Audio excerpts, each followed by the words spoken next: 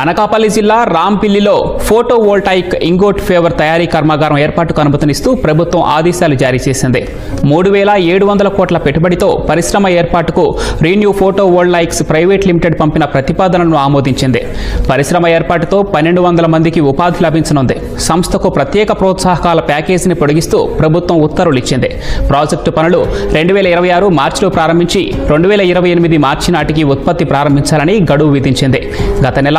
ఈ నెల 17న సీఎం అధ్యక్షతన జరిగిన ఎస్ఐపిబి సమావేశంలో ప్రతిపాదనను ఆమోదించగా అధికారికంగా ఆదేశాలు వెలువరించింది. కర్మాగారం ఏర్పాటుకు ఎకరం 66 లక్షల చొప్పున 135.96 ఎకరాల భూమిని కేటాయించిన ప్రభుత్వం విద్యుత్ ఛార్జీ, నీటి పనులు, స్టాంపు డ్యూటీ కేటాయింపులో రాయితీ ఇస్తూ ఆదేశాలు ఇచ్చింది.